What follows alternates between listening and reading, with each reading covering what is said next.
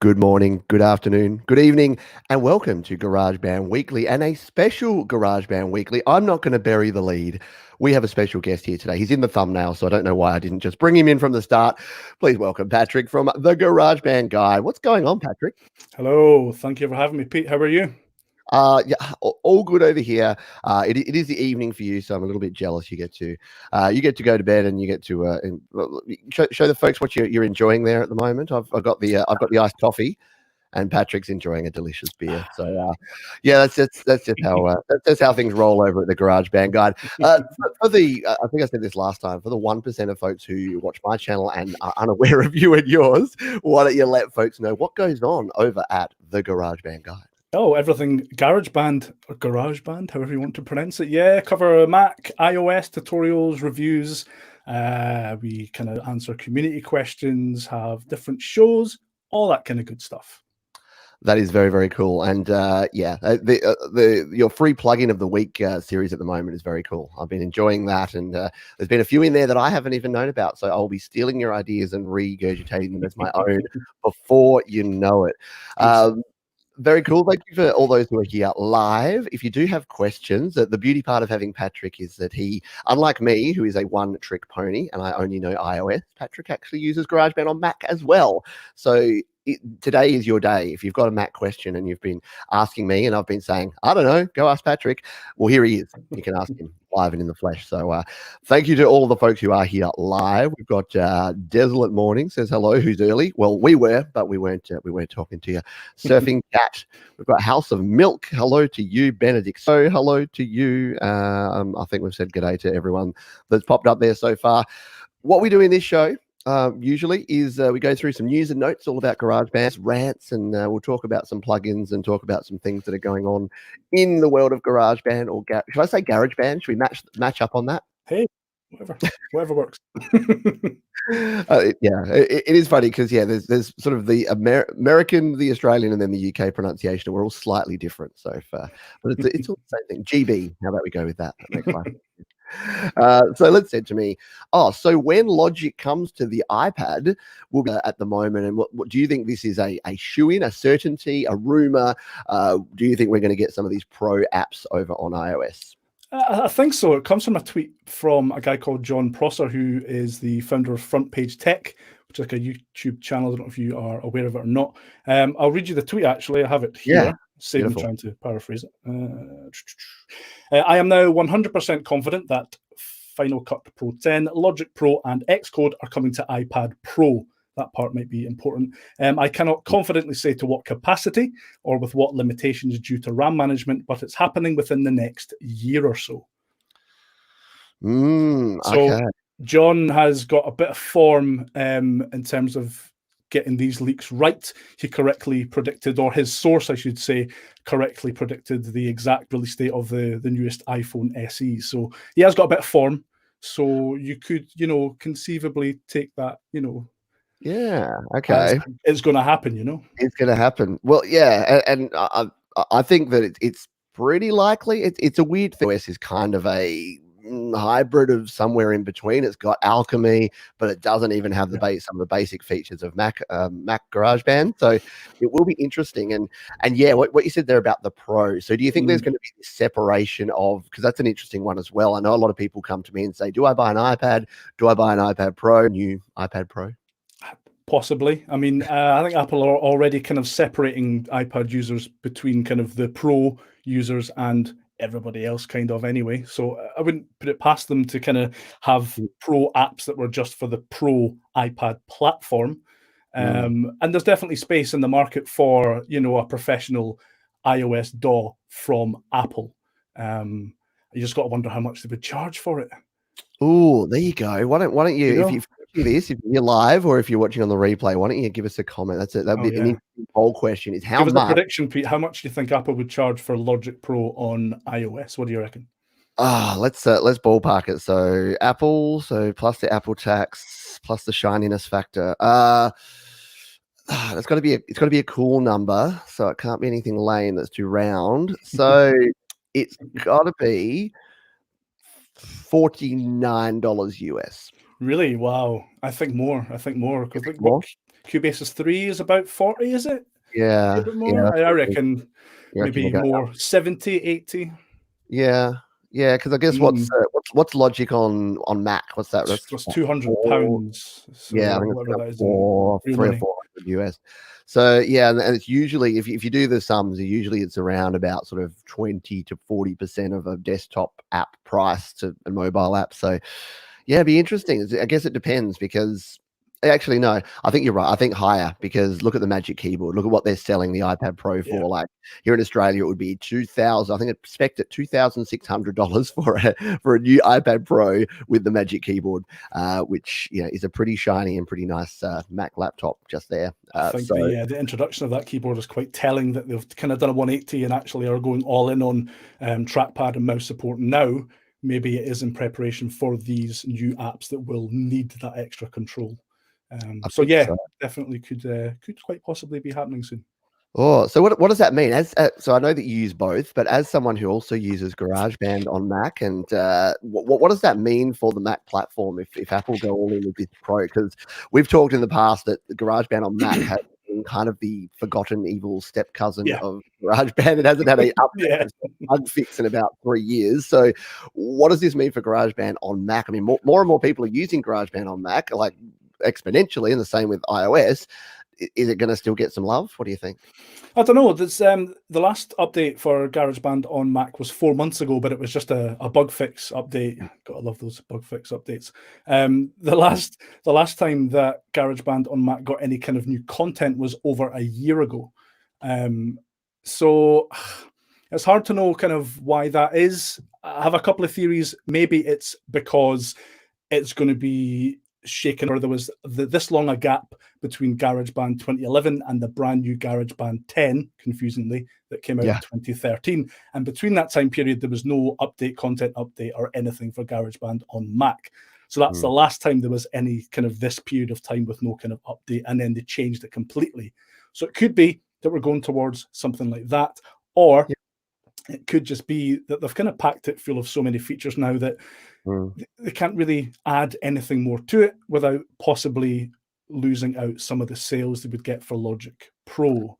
So it's hard to know which one of those scenarios is actually what's happening. All I know is that there's sounds that are in GarageBand for iOS that aren't in GarageBand for Mac, bizarrely. So And that seems to be the big thing when people ask me about the differences. It's the master track, and it's a lot of the other things that you can do, and some of the changes, time signatures, tempos, things like that you can do on a yeah, Mac. But the strange thing is that no Alchemy synth, and a lot of the loops and the sound packs that we have in iOS don't make their way to the Mac, at least yeah, not officially. I know you've reached out and even asked Apple about that and said, "What's the deal with this? Like you're releasing, you got all still these sound, waiting. you're waiting." I haven't had a response to that support No, request yet. no. Shouldn't laugh, but I do. When people say, "Oh, I was on the phone to Apple yesterday," I'm like, "You can call them. They Yeah, answer me." Like, I never even thought to do that because I've assumed that I wouldn't actually get anything. We will move on, but it's an interesting topic, and I thought while we have Patrick here, it's a good thing to chat about, and we can speculate till the cows come home. Jade says that Pro apps are coming. So there you go. It's official. if Jay says, yeah, there we go. Jade says, here's some guesses around the prices. So Jade thinks $29.99. So that would be at the lower Okay. end. SM Borthwick says if it's 70 quid, they can keep it. With that, Medallion 58 is reckoning around $39. So yeah, he's agreeing with my sort of ballpark figure Okay. there, round about that mark. So yeah, we will see that. We'll see what happens as time goes on. So the other thing I wanted to ask you about, so you're an iPhone user as well, yes? You have Only as of this week, Pete, but we can as talk of about this that later week. if you want. Yeah, yeah. Oh wow, there you go.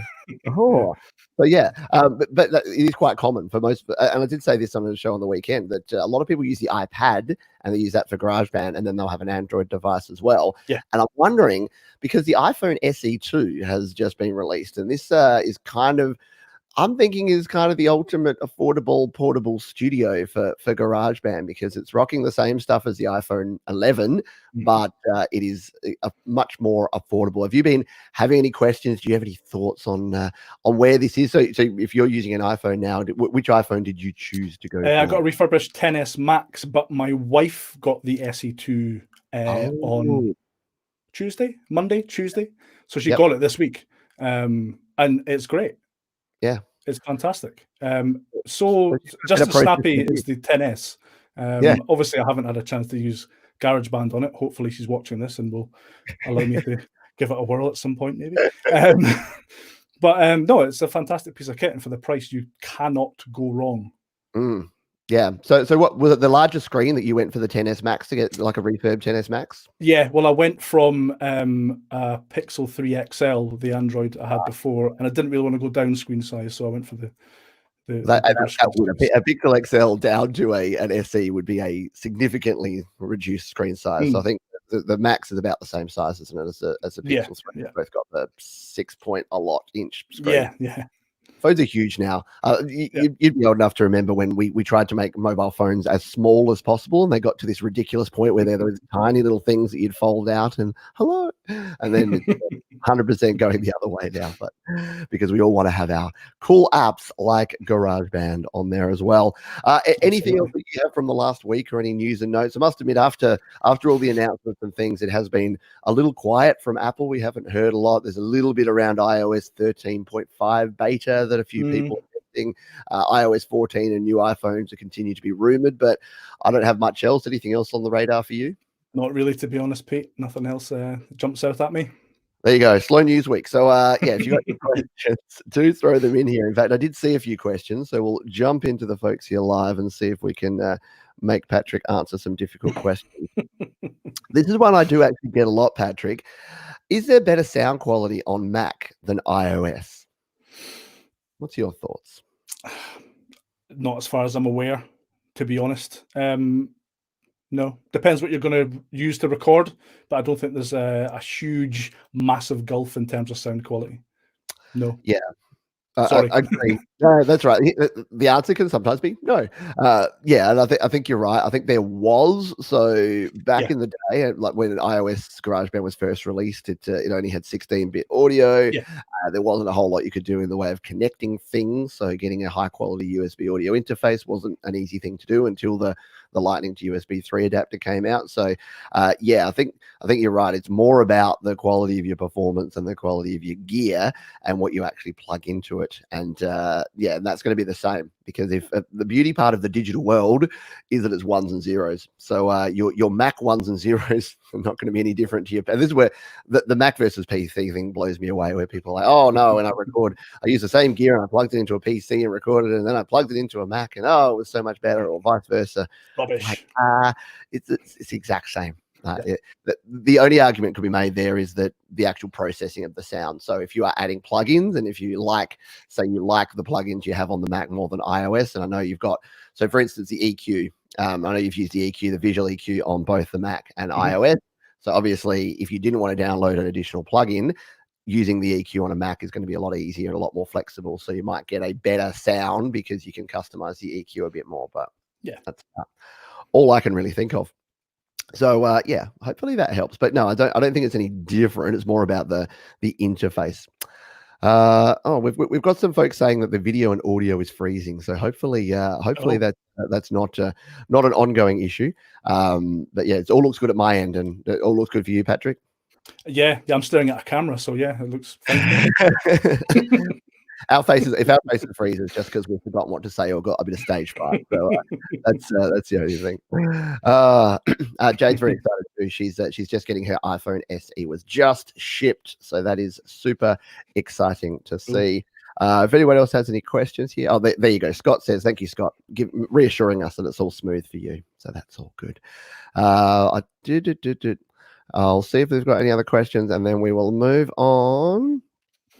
Righty, let's jump in and have a look. So we'll talk about some plugins, because we'll we'll jump around a little bit here today because I alluded to it at the start, but you've been looking at a bunch of free plugins at the moment. So I'm going to put you on the spot. First of all, what are your go-to free plugins? So what's the one free plugin either on your Mac or your iPhone or iPad that Oh, you go to all the time or that you use more than any? I'm trying to think. Why would you do this to me? I think most recently I've been using it. It's not free anymore, but it was SynthMaster 1 on Ah, iOS. Spending a lot of time with it. It is just great. Absolutely fantastic. It's worth paying for. So they had it free for a limited time, as a lot of companies have had recently. yeah. But even if you have to fork out, I think it's 20 quid or something like that, it is well worth it. It's fantastic. And this is again why I watch lots of GarageBand Guide is that I get to catch up on this sort of stuff because you put me onto now. See, this is what was the D, not the D1 but the original one, the open source synth. Synth 1. Yeah, so synth one, and then there's a D1 pack, and so there's a lot of cool synth sounds. Like I'm still stuck with Alchemy. I'm still can't get over how good Alchemy synth is. Anyway. It's great. It's fantastic. Yeah. But all these new things. So what have you been reviewing lately? So I think you did is an overdrive plugin you did in the last free video. Yes, so the Blamsoft DC9 Overdrive.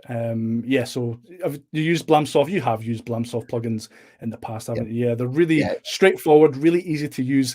This one's great because although it is really straightforward, there's only 4 controls. You've got a huge scope in terms of what kind of sound you can use it for. So it's really good for just adding a little bit of warmth to something, or you can kind of crank it to get a bit more kind of filthy. I had a lot of fun. That was released yesterday. What day is it today? Sunday. Good question. Sunday. What year is it? Who am I? Yeah, it was on. So yesterday it was released. Yeah. So great plugin for the price. Can't go wrong for free, can you? Absolutely not. Like, and that's the thing. I do. To your point before, do support your developers because there's a lot of really good developers making a lot of great products. And what I love is that a lot of developers these days, like Nembrini. I know you've had a look at some of the Nembrini stuff. They're doing a great thing because they're releasing a bunch of their plugins for free, so you can get a taste and the feel for the quality of the sound and the interface and how they work. And then you can go away and I think Blamsoft are the same. I think a lot of their plugins, they're zero reverb and their overdrive are free. And then there's other plugins that you can actually pay for. So do that. Check out the free plugins. I like that. I like the whole try before you. And these are full versions. There's no cut down. They don't reset themselves or only have one instance or some. Like a lot of other things do that. They give you this trial version before you go, and they're not a question without notice here. But I'm noticing a lot more apps are going with the either a micro payment or some sort of subscription service. Mm-hmm. Do you have any apps or any plugins that you use right now that you pay a regular fee for, or are you more like me where if you're going to buy something, you like to buy it up front and have it forever?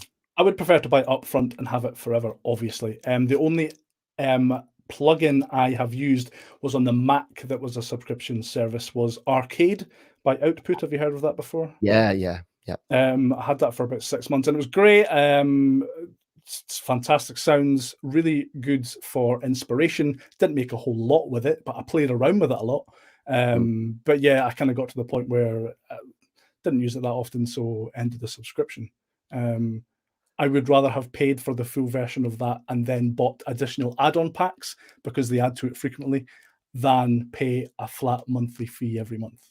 Yeah, definitely. I'm of the same sort of opinion, obviously, because I said that at the start. But it's so much easier to just know what you're paying for. And I know that everything else is subscription based, and we all pay for Netflixes and Hulus and Disney Pluses and whatever else. But it is nice to know that you've just got something and you can use it forever. We've got some other questions. We'll see what folks. So here is Doug Pearson, who is covering Patrick's face with his question because it's so big. When I record a track, I can't seem to raise the volume of the instrument I'm recording while listening to the other tracks. Monitor output is maxed. Any ideas? So this is a keyboard into Focusrite into iPad.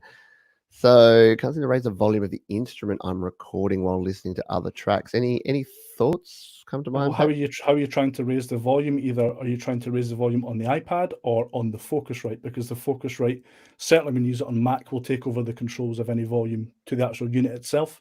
So check to see if the input you're recording through is responding to you changing the volume on the interface as opposed to in GarageBand itself, maybe. Yeah, that's sort of what I'm thinking straight away, because you're right, and it's something it's stumped me before, so it's something that's easy enough to do. I'll move the question so I can see Patrick. He was trying to have a sneaky beer behind the question. It's something that is hard, because when you don't have anything plugged in, you've got input gain and output gain that you can control. But as soon as you plug in an interface, the input, and on some interfaces the output as well, is controlled by your actual analog dials. So once you connect via USB or via Lightning, then it will actually override those. So if you've got an input going in and you want to hear more of that, you can turn it up. You can also, on the flip side, turn just the output of that instrument up. So if you're saying you can't do that, I'm not sure why that may be, but you should be able to just grab the slider of that track and turn it up. Or other option is turn everything else down. Like, I know it's a bit simple and a bit analog, but if you're trying to hear one instrument that you're playing, I often do this. If I'm trying to record a bass line in particular, trying to record a bass guitar, I'll have to turn everything else down, because bass is generally pretty quiet and just sits in the mix, and I'll be playing along thinking I'm doing great, and then I'll turn it up afterwards and I've played 15 wrong notes. So I think turning up the instrument you're playing to a level that's higher than it will be eventually is a good option if you're doing that. Excuse me. I did see some other question in here. I'm not sure that I think your wife's just said we'll see whether you get to play with her new phone. Yes, I don't like your chances there.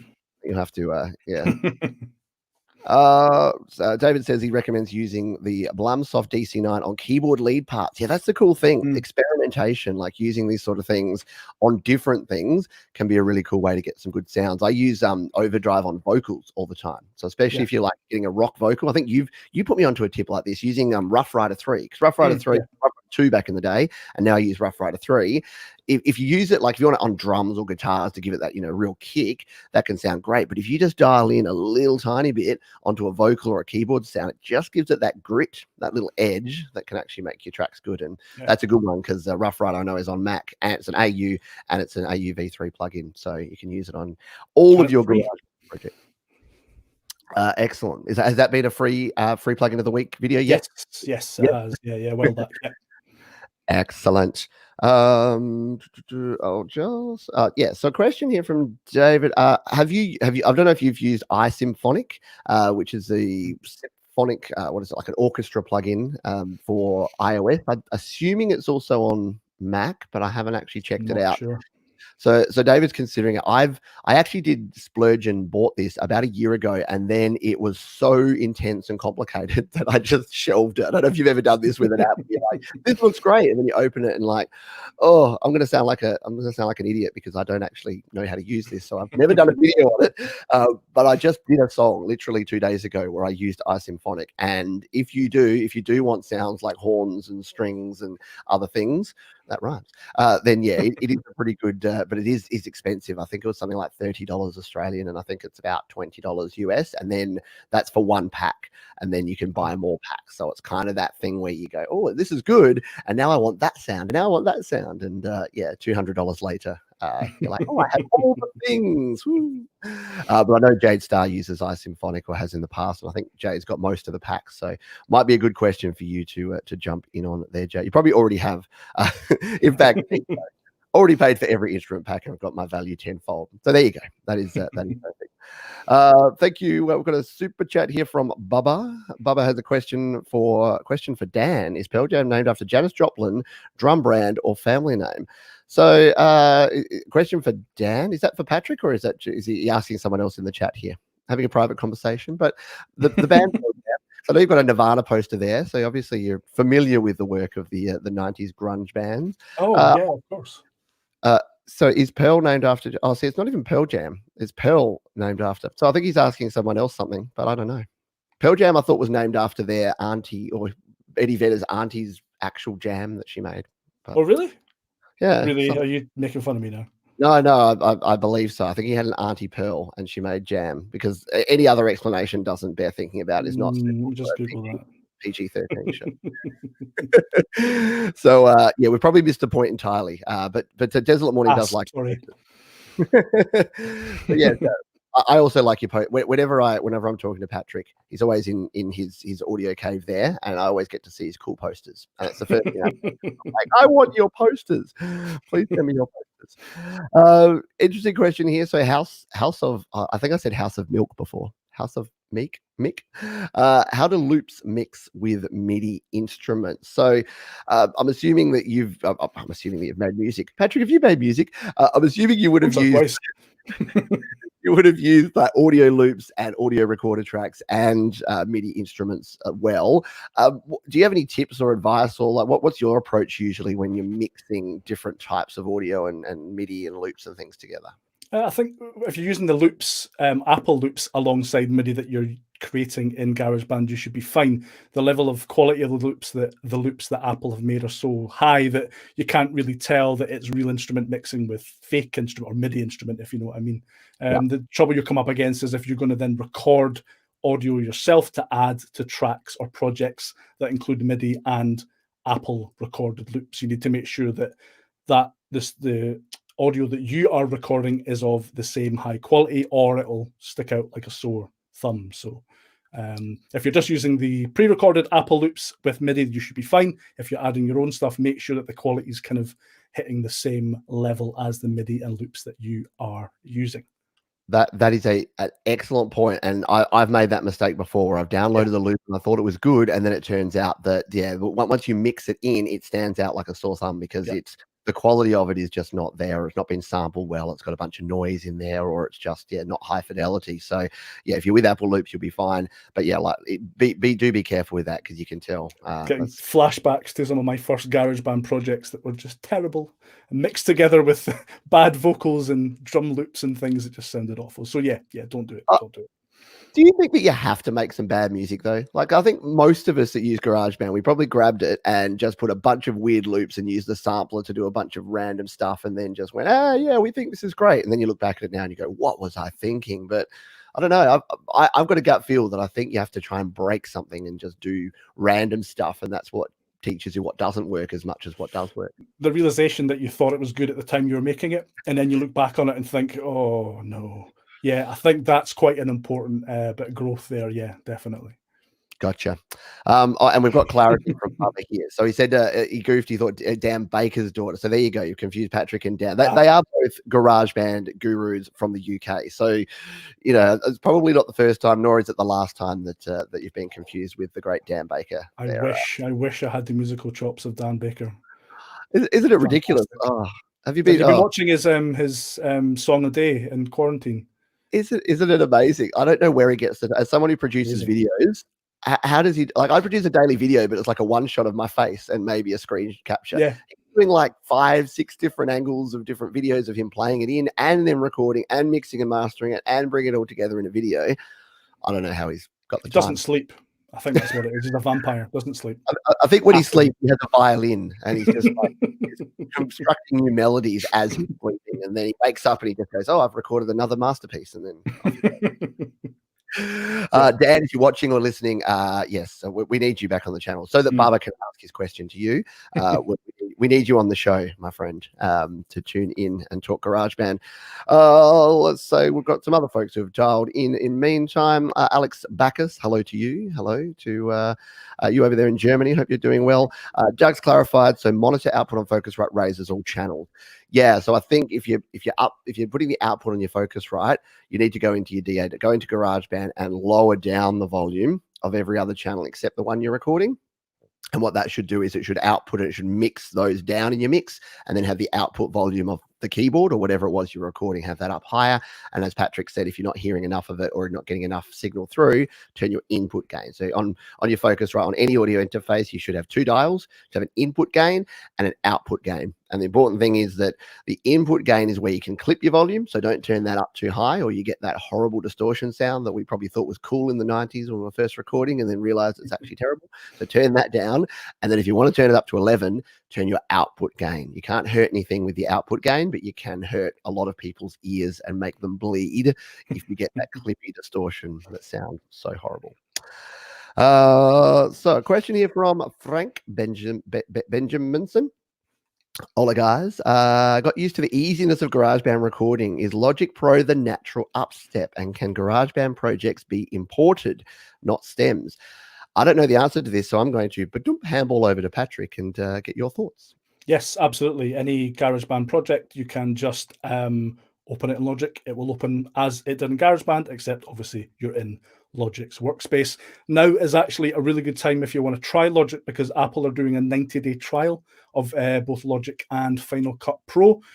So if you've been kind of wondering what all the fuss about is with Logic, try it now. You'll have 3 months to give it a go. Wow. Apple haven't done anything like that before, so it's probably a good idea to take advantage of it now while you can. Definitely. Brilliant. That is good. I almost want to buy a Mac. I've threatened to buy a Mac a bunch of times. Actually, we'll talk about that in a moment. I don't have a rant of the week, but I thought I'll have a question that I'll throw at Patrick. He loves it when I do this, when I don't tell him I'm going to ask him a question and then I just throw it to him I live. love it. One of his favorite. Righty. So I've got a question here. I haven't read this one, but I'll throw it on the screen. We can read it together. It's covering Patrick's face. So if you want to have a drink, a sneaky drink of your beer behind there. So I have a question here from Kelly. I want to import all the separate lines I made on a MacBook GarageBand, and when I import it, it does it in one line. How can I import all the different tracks separately? What's your thoughts on that one? Import all the separate lines. So you're trying to get it as stems so you can... I think that's probably what's being asked here. So I guess it would depend on separate lines. So it might be separate tracks that you're recording. Oh, right. Okay. So, right, yeah. If you're exporting, it's going to come out as an MP3 all joined together. So, Yeah. So how do you do that? So what is is there an easier way apart? Because in iOS, you basically have to solo each individual track and export. And I think, did this come up on our last one? And we talked about this the last time. Yeah. It's you have to go in and solo them all, export them all. I did a video on it that you can watch if you want, but it's essentially solo them all, export them all, and then import them all individually. So there's not an easier way in GarageBand, unfortunately. Logic there is, but not in GarageBand. Doesn't it? Yeah. And it's a good point to sort of talk about as well, that the iOS, I've talked about this on yesterday's show, but iOS can export to GarageBand and GarageBand Mac, and then GarageBand Mac can export to Logic, but it can't go back the other way, I believe. So once you're in the highest level, so if you consider it a hierarchy, iOS, GarageBand Mac, Logic, you can only go up, you can't go down that ladder, because you'll have compatibility issues, because things you have in each level aren't backwards compatible. So GarageBand Mac has a master track, for instance, and has the ability to have multiple time signatures and tempos, whereas iOS does not. So if you tried to send it back out, so if you're asking the question we think you are, Kelly, then that's the answer, is that if you've got the individual files and you want to say send them off to someone else who's mixing your song for you, it's a little bit of a painstaking process, but yeah, you do have to grab those tracks individually. And if we're wrong, please tell us. if you have a better way, we are all ears. I don't think neither Patrick nor myself would be one to say, well, no, it's definitely not right, and then you correct us and we'll say, I think I was corrected on the last. I think we might have actually both been corrected on something on the last show, because we said probably something, and then someone in the comments afterwards said, oh, well, actually. I love a well, actually. Now, I don't know the answer to this one. I'm throwing up questions here now. What's the best way to connect a Thunderbolt interface, the Apollo Twin X Duo, and an iPad Pro with a USB-C port? See, Thunderbolt's kind of outside of my pay grade, to be honest. Like, all of the stuff that I use is USB, and all the stuff that I use on my iPad is Lightning based. So I don't even have the Pro with the USB-C port. So I don't know would be the answer to this one. I think this is a good reason why I need to buy myself a brand. If my wife's watching, this is the reason why I need to buy myself a brand new iPad Pro 4th generation, so that I can try out some of these devices. And I'll buy myself an Apollo Twin X Duo at the same time, so that I can plug it in and test it out for you, RB. But short version right now is I've not had the experience to tell you. Any other experience from your end, Patrick? Nope, I don't think you can. I don't think that Thunderbolt is compatible with iOS, but I'm not sure. I would check with Apollo's website. They'll let you know what their interfaces are compatible with, I believe. Yeah, and that's the thing. A lot of them, it may just be that that's what's coming out, and if you get an adapter that gets it back to USB 3 or USB-C or to USB 2, then you may be able to plug it in. Yeah, I know that's the case with a lot of the Steinberg UR22C. It does have a USB 3 connection, which you can use if you've got that on your, if you've got a USB-C port on your laptop or on your Mac or on your iPad. But you can also just get the cable and make it USB 2. But I don't know if Thunderbolt works the same way. Someone will probably have an answer though. We've got a lot of love. Not us, exactly. Larry Drool says, yes, Dan Baker is a talented musical genius and a very nice guy too. So, yeah, agree with that. I think we've caught up on the chat here, so that is good. If you do have any other questions, though, we can probably sneak in another probably 10, 15 minutes here on the show. I know we normally go half an hour, but with a special guest like Patrick, and he's still got some beer left, so we'll at least talk until he finishes his beer. What else did I have on my list here? Now, did you mention, and this might be, I'll try and get an exclusive out of you. Did you mention that you are working on another video at the moment that might be about a Mac plugin? And is that something you want to divulge here, or is that super top secret? No, Comeback Kids. So it's from the same developer, Baby Audio, who made I Heart New York, which was my favorite plugin of 2019. It's a delay plugin, and yeah, spoilers, it's great. It's really good. It's fantastic. I've kind of tried to put it through its paces as much as I can, and it's really, really good. Should be ready. Review should be ready next week. I won't give you a precise day, but next week at some point. Yeah, so keep an eye for that. But it's very, very good. Yeah. Excellent. A Mac only, so AU plugin only? Yeah. I have asked Baby Audio, because the kind of plugins that they are making and the kind of aesthetic they're using and stuff would fit perfectly on iOS. Yeah. But obviously they're just developing for Mac at the moment, or Mac and PC, but desktop at the moment, I should say. Yeah, and that's probably a good clarification. And again, I don't have a rant of the week or anything, or even a tip of the week. But mate, let's go with this as the tip. I know. If you've got a rant, I'll ask you after this if you've got anything you want to rant on. So no. We talk. You're too positive, Patrick. That's the problem. Of course, need to find something bad. But yeah, so if we're talking plugins, a tip to keep in mind. So a lot of folks have come to me and said, oh, this amazing VST plugin, how do I use it on my iPhone or iPad, or how do I use it on my Mac? As far as I understand it, you can correct me on the Mac stuff, but basically VST all sits is a Steinberg, I think, Steinberg packet, and that all sits within the PC world. So if you're looking at the VST plugins, you need to be using them on a PC, a desktop or a laptop PC. Anything audio units, and just AU, so standard AU is your Mac plugins. So if you're looking at a website, it'll have VST AU, and then AU V3 are the only plugins that are going to be compatible with your iPhone or your iPad. So they don't mix across. I know some people have got very excited. They're like, I found a great free VST guitar plugin. So I know Mike over at Creative Source does some great VST plugins. And I get super jealous because they look really good and he uses them in Cakewalk on his PC. And then I realized that, there's nothing like that for iOS. So keep that in mind. So I did want to ask you a question that I get, Patrick, all the time is people that want to get into GarageBand on a Mac but don't own a Mac. What sort of specs are you looking for? So, I mean, obviously you could say go out and buy the latest MacBook Pro or the latest Mac Pro if you want the absolute ultimate performance. Might be a bit overkill for GarageBand, but what would you actually say if someone came to you and said, hey, I'm starting out, and I guess the question is how much do you have to spend, but I'm starting out, what would be sort of the minimum specs, and then what would you recommend you go for if you were wanting to use GarageBand? It works on everything. So I guess Apple would have you believe that any Mac or MacBook or MacBook Pro that you buy, it's going to run it perfectly. Isn't the case. And the answer is, I think it depends, unfortunately, as it frequently is with these questions. Probably better to kind of know what you want. So do you want to start with GarageBand and then go on? You're going to try and pick up Logic in a while? Do you need that extra kind of horsepower to run slightly more kind of harder going programs, things like that? I would see, it's tough. I probably wouldn't recommend the new MacBook Airs, really. They just don't have the processors that are going to allow you to do very large multi-track projects and slap on plugins, etc., etc. MacBook Pro, I would say, or even iMacs would be a good choice. You want probably at least a quad-core processor, I would say. Not a lot of them have dual cores anymore, but quad-core is going to be your kind of baseline.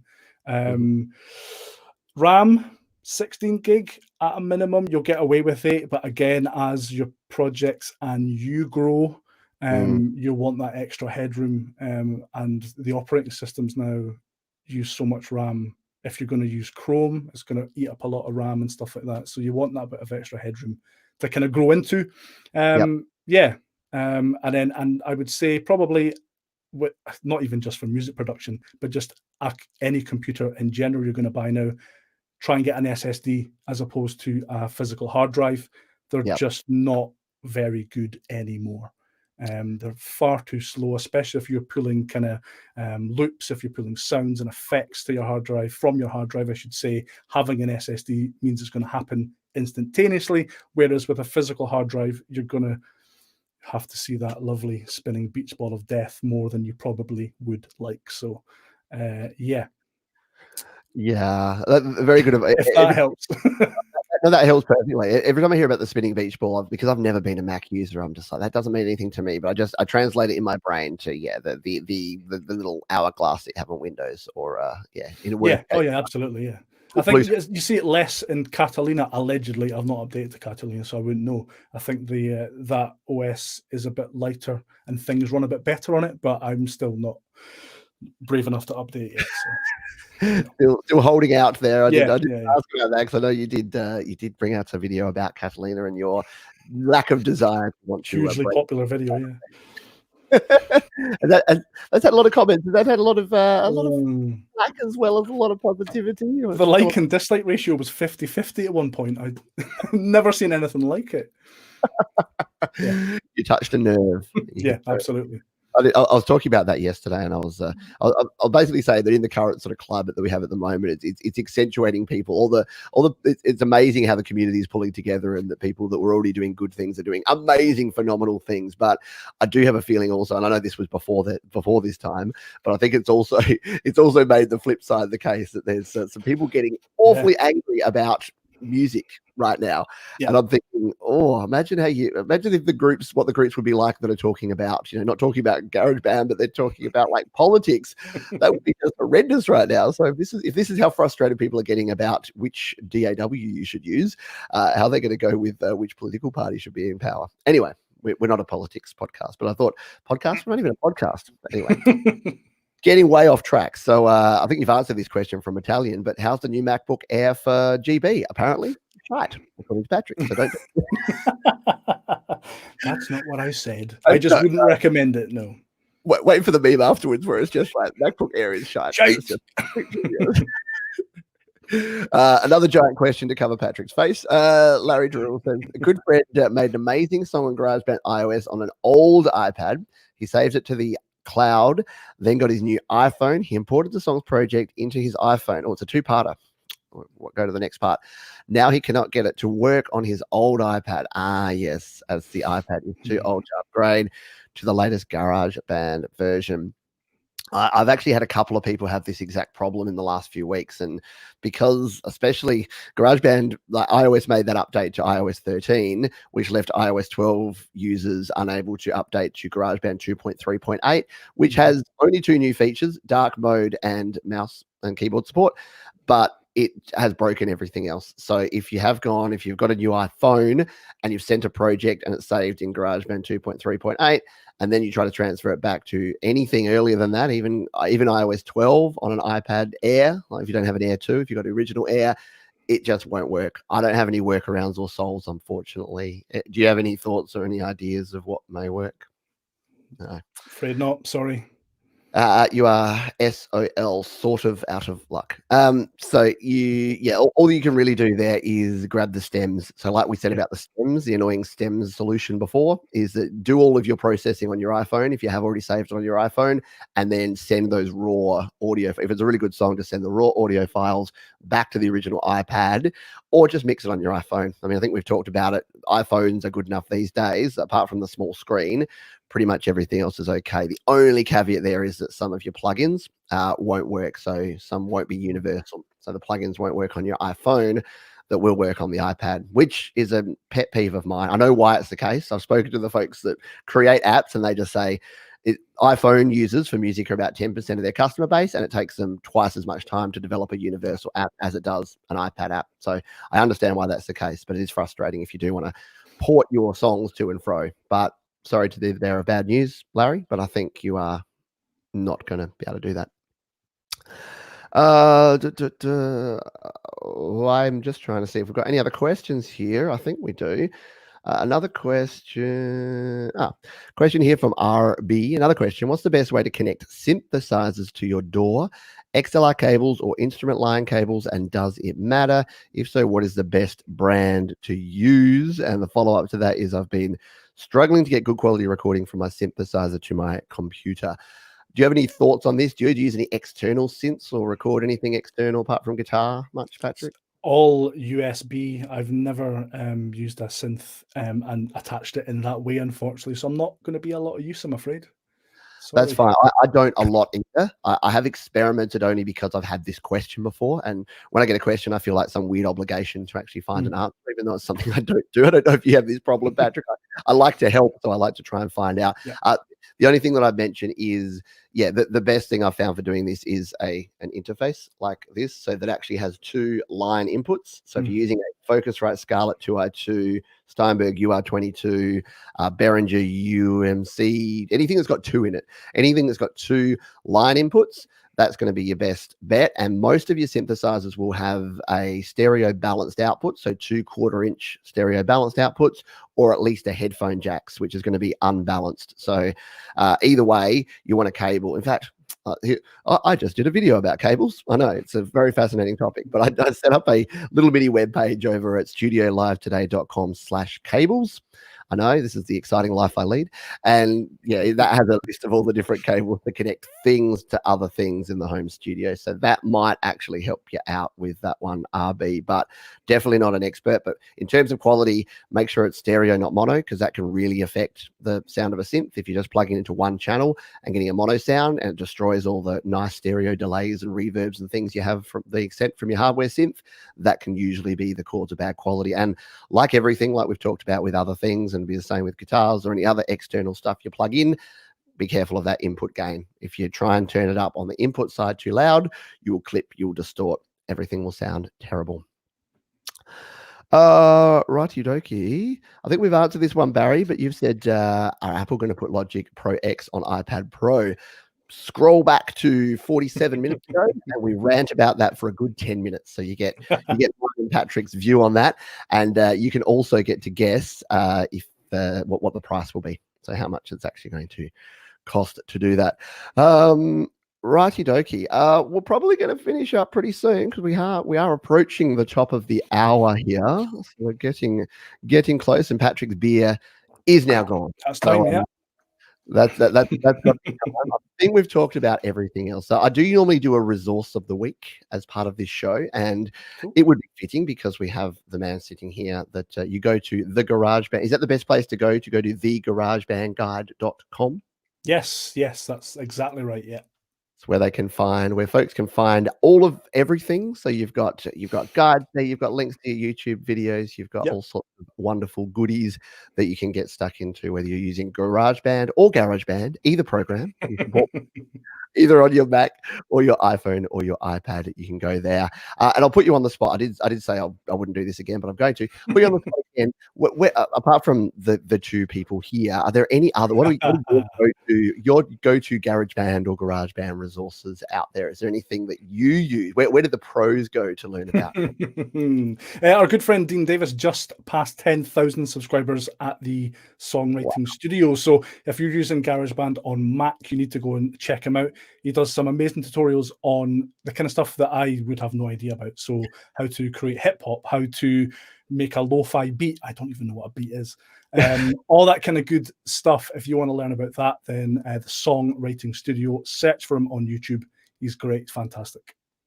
Brilliant. A wonderful tip. And we've already sung the praises of Dan Baker too. So I think of course, if you're looking for Mac stuff, so Mac, it's something for everyone. If you're a Mac user, head over to the Songwriting Studio, Dean Davis. I'll not posthumously, that sounds bad. I'll, after the show, put some links down in the description to both Dan and Dean's channel so that you can check those out. But search Dean Baker. I've combined them. Search Dan Baker or Dean Davis, the Songwriting Studio. Don't do that. If you combine those 2, we'll be out of a job, Pete. Don't do that. It is so true. That would create some mega talented multi-musician that also knows how to make like pop music. It'll just the Dean Baker would destroy us all. Thank you again, Patrick. Any parting words for the Studio Live Today community here from you? Oh, thank you for having me. I look forward to seeing you again soon. Brilliant. Thank you, everyone. Enjoy the rest of your weekend for those that have some left. Otherwise, have a great week ahead. We will catch you around the various places online, but take care of yourselves, be safe, and we'll see you soon. Bye.